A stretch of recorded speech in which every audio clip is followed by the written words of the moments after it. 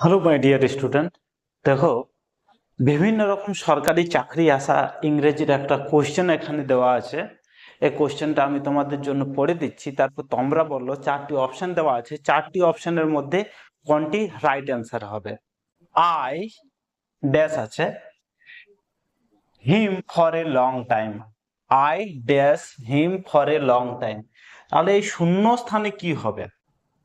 Have known, knew, had known, should have known. কোনটা correct answer হবে, কেন হবে সেটা আমরা জানবো। দেখো তোমরা, I dash him for a long time. তাহলে এখানে জানার ব্যাপার বলছে, ঠিক আছে? মানে বাংলায় যদি বলি, আমি ওকে অনেক দিন থেকে জানি। আমি ওকে অনেক দিন থেকে জানি, তার মানে কি ঘটনাটা আগে ঘটেছে, ওর সাথে জান পরিচয় আমার হয়েছে এবং এখনো জানছি, ঠিক আছে? আগে ঘটনাটা হয়েছে, মানে আমাদের যে সাক্ষাৎ পরিচয় আগে থেকে জানি, এখনো জানি, এরকম বোঝাচ্ছে।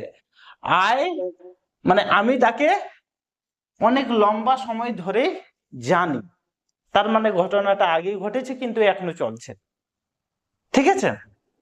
এরকম যদি ঘটনা বোঝায় তাহলে প্রেজেন্ট পারফেক্ট টেন্স হয়। Present perfect perfect tense. দেখো তোমরা, কোনটা প্রেজেন্ট পারফেক্ট টেন্সে আছে? এটা হচ্ছে সিম্পল পাস্ট টেন্স, এটা হচ্ছে পাস্ট পারফেক্ট টেন্স। এটা তোমরা বলো কোন টেন্স? কমেন্টে অবশ্যই বলবে কোন টেন্স। এই যে দেখছো অপশন এ, হ্যাভ নন, এটা হচ্ছে প্রেজেন্ট পারফেক্ট টেন্স। হ্যাভ, তাহলে এখানে কি হবে? এখানে I have non, I have known him for a long time. আমি ওকে অনেক আগে থেকেই চিনি, বা এর জায়গায় এটা অ্যাকচুয়াল মিনিং হবে আমি তাকে এক লম্বা সময় ধরে চিনি, ঠিক আছে? অনেক, আমরা চলতি ভাষায় বলি আমি তাকে অনেক দিন থেকে চিনি, ঠিক আছে? এবার দেখো এখানে বাকিগুলো ইউজটা দেখো কখন ইউজ হবে। আমি ওকে লম্বা সময় ধরে চিনি বা আমি ওকে অনেক দিন থেকে চিনি যদি বলি I have known him for a long time. Okay, correct. Sir যদি I knew him for a long time বলি তাহলে কি হবে? আমি ওকে জানতাম, আমি ওকে জানতাম, হয়ে যাবে। আই হ্যাড নো, এটা হ্যাড এর পর কিন্তু নো হয় না, এখানে এটাই বল দেওয়া আছে। হ্যাড এর পর সবসময় V3 হবে, ভার্বের থার্ড ফর্ম, তাহলে এটা কি হতো? Known. I have, I had known him for a long time যদি থাকতো তাহলে কি এর মানে হতো? আমি ওকে লম্বা সময় ধরে জানতাম, চিনতাম, ঠিক আছে? এখন না, জানতাম চিনতাম এরকম বোঝাতো, তাহলে হ্যাড নন। আর শুড হ্যাভ নন যে দেওয়া আছে, শুড হ্যাভ নন, স্যার এটা কখন ব্যবহার হবে?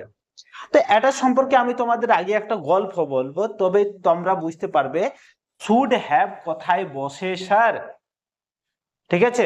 কারণ শুড হ্যাভ কোথায় বসে তোমরা যদি এটা জানতে চাও তাহলে কিন্তু তোমাদের পুরো ভিডিওটা তো দেখতে হবে, এটা বুঝাতে একটু সময় লাগবে।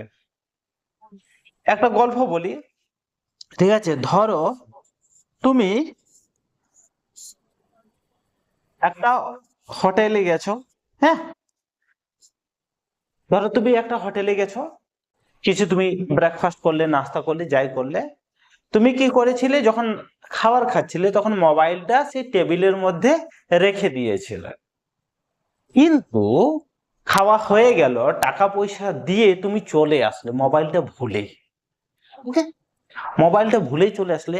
একটুকু দূর আসার পরে রাস্তায় তোমার মনে পড়ছে মোবাইলটা তো আমি ভুলেই গেছি, তাহলে আমাকে যেতে হবে। তুমি ছুটে তাড়াতাড়ি গেছো হোটেলে, দেখছো মোবাইলটা কিন্তু সেই যে হোটেলের মালিক যে হোটেলে ছিল যে ছেলেটি, সে তোমার ফোনটি তুলে রেখেছে, তোমার পরিচিত ছিল, ও তোমাকে সেই ফোনটি দিয়ে দিল। আর এই ঘটনাটা, যে ফোনটা তুমি পেয়ে গেছো, এই ঘটনাটা এসে তুমি তোমার বন্ধুকে শোনাচ্ছ। এই ঘটনাটা এসে তুমি তোমার বন্ধুকে শোনাচ্ছ কি, আরে ভাই কি বলবো, মোবাইলটা আমার হারিয়ে গেছিল, হারিয়েই গিয়েছিল, হারিয়েই গিয়েছিল। কথাটাই, আমার টোনটাই ধ্যান দাও, হারিয়েই গিয়েছিল, হারিয়েই গিয়েছিল, অর্থাৎ হারায়নি।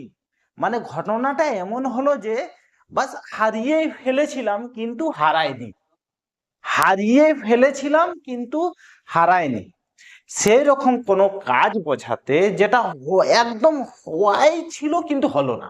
ঠিক আছে, টাইমে আমি বাস স্ট্যান্ডে পৌঁছে গেছি, বাসটা এই ধরলাম কিন্তু ধরতে পারলাম না।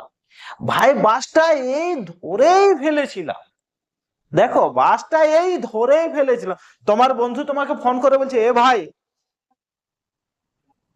আমি স্টেশনে দাঁড়িয়ে আছি, ট্রেনটা আসলো, তুই আসলি না কেন? আরে ভাই কি বলবো তোকে, আমি টাইমে স্টেশনে পৌঁছে গেছি, ট্রেনটা আমি ধরেই ফেলেছিলাম কিন্তু ট্রেনটা ধরতে পারেনি। জিনিসটা বুঝলে? ট্রেনটা ধরতেই পেরেছিল কিন্তু ট্রেনটা ধরতে পারেনি। সেই রকম ঘটনা যেটা এই হয়েই গেল ভাবছি কিন্তু হয়নি, সেই রকম কোনো ঘটনাকে বোঝাতে সেখানে শুড হ্যাভ বসে। ঠিক আছে, সেখানে কি বসে? শুড হ্যাভ বসে। যেমন এখানে আমরা বলতে পারি, I should have lost my phone. বন্ধুকে, ওই যে হোটেলের গল্পটাই কি বললাম, বন্ধুকে শোনাচ্ছে, ভাই আমি মোবাইলটা হারিয়ে ফেলেছিলাম কিন্তু হারাইনি। I should have lost my phone. Phone বলো, মোবাইল বলো, এইরকম ক্ষেত্রে শুড হ্যাভ বসে। Got it? আশা করছি তোমাদের ক্লাসটি ভালো লেগেছে। যদি ভালো লাগে তাহলে আমাকে ফলো অবশ্যই করবে।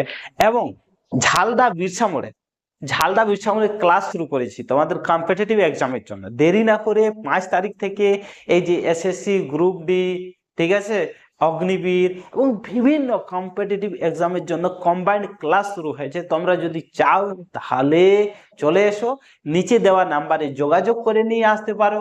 কোনো কিছু কোয়েরি যদি থাকে অবশ্যই জিজ্ঞেস করে নাও কল করে। এবং 5 তারিখ থেকে সকাল 9টা থেকে 11টা পর্যন্ত ক্লাস হবে, দেরি না করে তোমরা চলে এসো ক্লাস করতে, খুব মজা হবে।